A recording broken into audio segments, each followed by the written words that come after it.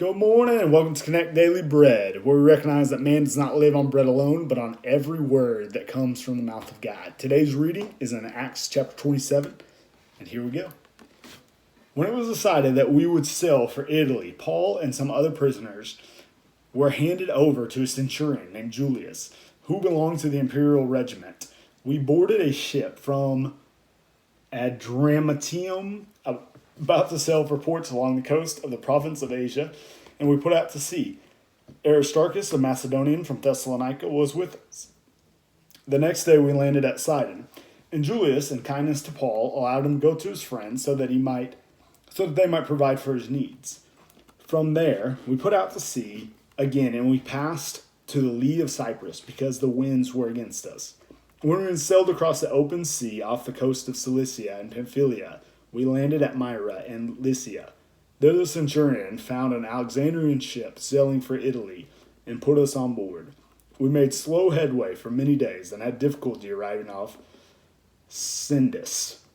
When the wind did not allow us to hold our course, we sailed to the lee of Crete, opposite Salmone.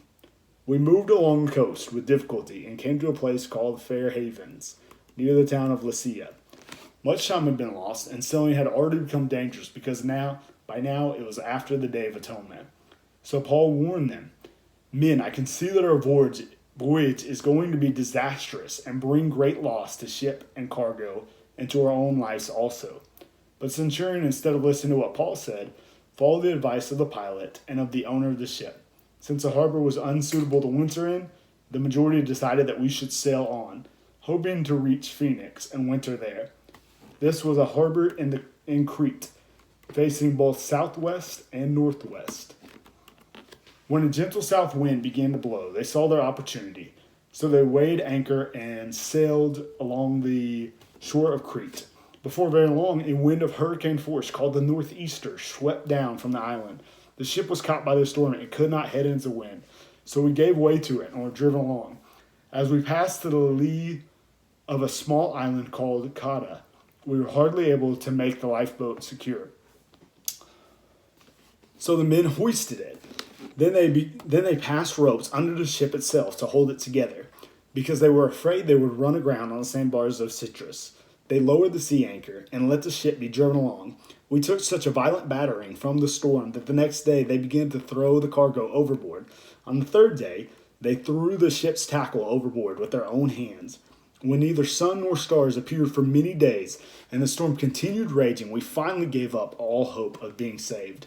After they had gone a long time without food, Paul stood up before them and said, "Men, you should have taken my advice not to sail from Crete. Then you would have spared yourselves this damage and loss. But now I urge you to keep up your courage, because not one of you will be lost. Only the ship will be destroyed. Last night an angel of God, to whom I belong and whom I serve, stood beside me and said, 'Do not be afraid, Paul. You must stand trial before Caesar, and God has graciously given you the lives of all who sail with you. So keep up your courage, men, for I have faith in God that it will happen just as he told me. Nevertheless, we must run aground on some island.' On the 14th night, we were still being driven across the Adriatic Sea, when about midnight the sailors sensed they were approaching the land. They took soundings and found that the water was 120 feet deep. A short time later, they took soundings again and found it was 90 feet deep. Fearing that they would be dashed against the rocks, they dropped 4 anchors from the stern and prayed for daylight. In an attempt to escape from the ship, the sailors let the lifeboats down into the sea, pretending they were going to lower some anchors from the bow. Then Paul said to the centurion and the soldiers, 'Unless these men stay with the ship, you cannot be saved.' So the soldiers cut the ropes that held the lifeboat and let it drift away. Just before dawn, Paul urged them all to eat. 'The last 14 days,' he said, 'you have been in constant suspense and have gone without food. You haven't eaten anything. Now I urge you to take some food. You need it to survive. Not one of you will lose a single hair from his head.' After he said this, he took some bread and gave thanks to God in front of all of them. Then he broke it and began to eat. They were all encouraged and ate some food themselves. Altogether, there were 276 of us on board. When they had eaten as much as they wanted, they lightened the ship by throwing the grain into the sea. When daylight came, they did not recognize the land, but they saw a bay with sandy beach where they decided to run the ship aground if they could. Cutting loose the anchors, they left them in the sea and at the same time untied the ropes that held the rudders. Then they hoisted the foresail to the wind and made for the beach. But the ship struck a sandbar and ran aground. The bow struck fast and would not move, and the stern was broken to pieces by the pounding of the surf. The soldiers planned to kill the prisoners to prevent any of them from swimming away and escaping, but the centurion wanted to spare Paul's life and kept them from carrying out their plan.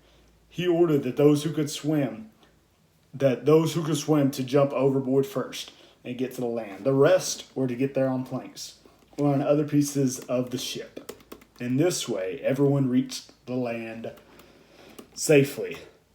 So now we see Paul's ship ride to Rome.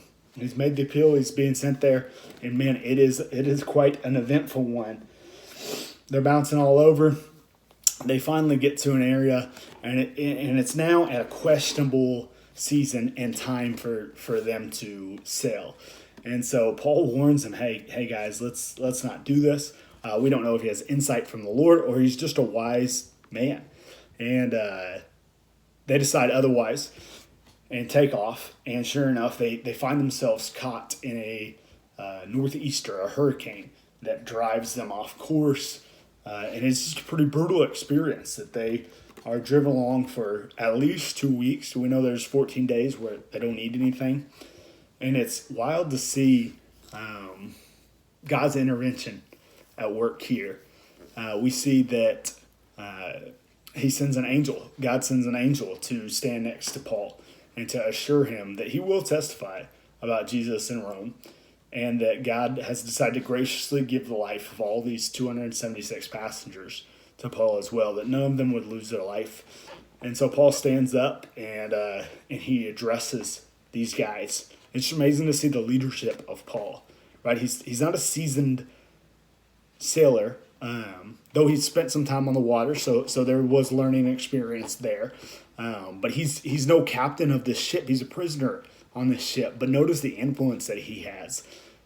He stands up and he shares with them what God had told to him and tries to offer hope and encouragement. And then ultimately, a bit later on, he tells them their lives won't be lost. And then a bit later on, he calls for them to eat some food and thanks God for it. And they do, and they're encouraged. And then when some soldiers are trying to get off in the lifeboat, he warns the commander of this. And man, if these guys take off, you're not going to be saved. Here's kind of the condition in which God brought about, was going to bring about rescue. And it had to do with Paul. And because of Paul's calling, but also Paul's faithfulness, those that stayed with him were going to be rescued as well. And so the commander ends up cutting lifeboats off, keeps them on there. And then still, as they're about to run aground, the soldiers are wanting to kill the prisoners. And honestly, fair play to them, because, if you're charged in that climate and culture in the Roman Empire, if you're a soldier charged with caring for a prisoner and that prisoner escapes, then you receive their punishment, right? So death's at stake here. And why would they trust prisoners to, if they make it, to willingly stay put and go to their death? But in order to save Paul, the commander calls off this plan. And he's got some of them that can swim, jumping off first. And then others are kind of going to, we'll pick up on that tomorrow, but they're just going to kind of float on pieces of the boat to get there. Think Rose, Titanic, that's kind of going to be how they get there. And we'll pick up with that tomorrow. So love you guys. Have a good day.